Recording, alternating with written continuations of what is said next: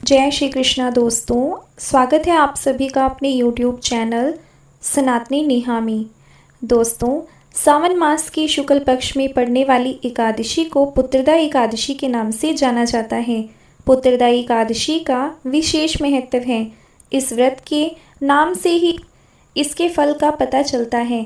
यह व्रत बहुत ही शुभ फलदायक होता है, इसलिए संतान प्राप्ति के इच्छुक भक्तों को यह व्रत अवश्य रखना चाहिए, जिससे कि उन्हें मनोवांछित फल की प्राप्ति हो सके। तो आइए सुनते हैं श्रावण पुत्रदा एकादशी की व्रत कथा। एक बार धर्मराज युधिष्ठिर ने भगवान श्री कृष्ण से श्रावण मास के शुक्ल पक्ष की एकादशी के महत्व और उसकी कथा के बारे में बताने का निवेदन किया। तब भगवान श्री कृष्ण ने कहा कि सावन के शुक्ल पक्ष की एकादशी श्रावण पुत्रदा एकादशी के नाम से प्रसिद्ध है। आपको श्रावण पुत्रदा एकादशी व्रत की कथा के बारे में बताता हूँ। यह कथा इस प्रकार है। इस कथा को सुनने मात्र से ही अनंत यज्ञ का फल मिलता है। द्वापर युग के आरंभ में महिष्मती नाम की एक नगरी थी, जिसमें महीजीत नाम का राजा राज्य करता था। लेकिन पुत्रहीन होने के कारण राजा को राज्य सुखदायक नहीं लगता था। उसका मानना था कि जिसके संतान ना हो उसके लिए यह लोक और परलोक दोनों ही दुखदायक होते हैं। पुत्र सुख की प्राप्ति के लिए राजा ने अनेक उपाय किए, परंतु राजा को पुत्र की प्राप्ति नहीं हुई। वृद्धावस्था आती देखकर राजा ने प्रजा के प्रतिनिधियों को बुलाया और कहा, हे प्रजाजनों, मेरे खजाने में अन्याय से उपार्जन किया हुआ धन नहीं है। ना मैंने कभी देवताओं तथा ब्राह्मणों का धन छीना है। किसी दूसरे की धरोहर भी मैंने नहीं ली है। प्रजा को पुत्र के समान पालता रहा। मैं अपराधियों को पुत्र तथा बांधवों की तरह दंड देता रहा। कभी किसी से घृणा नहीं की, सबको समान माना है। सज्जनों की सदा पूजा करता हूँ। इस प्रकार धर्मयुक्त राज्य करते हुए भी मेरे पुत्र नहीं हैं, सो मैं अत्यंत दुख पा रहा हूँ। इसका क्या कारण है? राजा महीजीत की इस बात को विचारने के लिए मंत्री तथा प्रजा के प्रतिनिधि वन को गए। वहाँ बड़े बड़े ऋषि मुनियों के दर्शन किए। राजा की उत्तम कामना की पूर्ति के लिए किसी श्रेष्ठ तपस्वी मुनि को ढूंढने लगे। एक आश्रम में उन्होंने एक अत्यंत वयोवृद्ध धर्म के ज्ञाता, बड़े तपस्वी, परमात्मा में मन लगाए हुए, निराहार, जितेंद्रिय, जितात्मा, जीत क्रोध, सनातन धर्म के गुण तत्वों को जानने वाले, समस्त शास्त्रों के ज्ञाता महात्मा लोमस मुनि को देखा। सबने जाकर ऋषि को प्रणाम किया।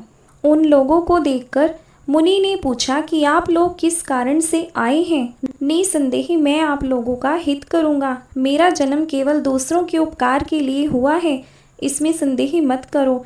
लोमस ऋषि के ऐसे वचन सुनकर सब लोग बोले, हे महर्षि, आप हमारी बात जानने में ब्रह्मा से भी अधिक समर्थ हैं, अतः आप हमारे इस संदेह को दूर कीजिए। महिष्मती पुरी का धर्मात्मा राजा महीजीत प्रजा का पुत्र के समान पालन करता है, फिर भी वह पुत्रहीन होने के कारण दुखी है। उन लोगों ने आगे कहा कि हम लोग उसकी प्रजा हैं, अतः उसके दुख में हम भी दुखी हैं। आपके दर्शन से हमें पूर्ण विश्वास है कि हमारा यह संकट अवश्य दूर हो जाएगा, क्योंकि महान पुरुषों के दर्शन मात्र से अनेक कष्ट दूर हो जाते हैं। अब आप कृपा करके राजा के पुत्र होने का उपाय बतलाएं। यह सुनकर ऋषि ने थोड़ी देर के लिए नेत्र बंद किए और राजा के पूर्व जन्म का वृतांत जानकर कहने लगे कि यह राजा पूर्व जन्म में एक निर्धन वैश्य था। निर्धन होने के कारण इसने कई बुरे कर्म किए। यह एक गांव से दूसरे गांव व्यापार करने जाया करता था। एक समय ज्येष्ठ माह के शुक्ल पक्ष की द्वादशी के दिन मध्य के समय वह एक जलाशय पर जल पीने गया। वह 2 दिन से भूखा और प्यासा था। उसी जलाशय पर एक प्यासी गर्भवती गाय जल पी रही थी। राजा ने उस प्यासी गाय को वहां से भगा दिया और स्वयं जल पीने लगा, इसलिए राजा को यह दुख सहना पड़ा। एकादशी के दिन भूखा रहने से वह राजा हुआ और प्यासी गाय को जलाशय से भगाने के कारण पुत्र वियोग का दुख सहना पड़ा। ऐसा सुनकर सब लोग कहने लगे कि हे ऋषि, शास्त्रों में पापों का प्रायश्चित भी लिखा है, अतः जिस प्रकार राजा का यह पाप नष्ट हो जाए, आप ऐसा कोई उपाय हमें बताइए। लोमस मुनि कहने लगे कि श्रावण शुक्ल पक्ष की एकादशी को, जिसे पुत्रदा एकादशी भी कहते हैं, तुम सब लोग व्रत करो और रात्रि को जागरण करो, तो इससे राजा का यह पूर्व जन्म का पाप अवश्य नष्ट हो जाएगा। साथ ही राजा को पुत्र की प्राप्ति भी अवश्य ही होगी। लोमस ऋषि के ऐसे वचन सुनकर मंत्रियों सहित सारी प्रजा नगर को वापस लौट आई और जब श्रावण शुक्ल एकादशी आई तो ऋषि की आज्ञा अनुसार सबने पुत्रदा एकादशी का व्रत और जागरण किया। इसके पश्चात द्वादशी के दिन इसके पुण्य का फल राजा को दिया गया। उस पुण्य के प्रभाव से रानी ने गर्भ धारण किया और प्रसव काल समाप्त होने पर उसने एक बड़ा तेजस्वी पुत्र को जन्म दिया।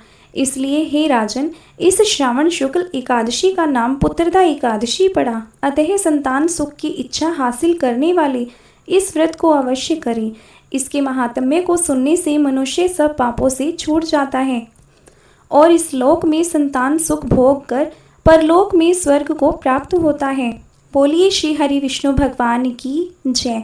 यदि आपको यह श्रावण मास की पुत्रदा एकादशी की व्रत कथा अच्छी लगी हो तो प्लीज़ कमेंट बॉक्स में जय श्री कृष्णा ज़रूर लिखें।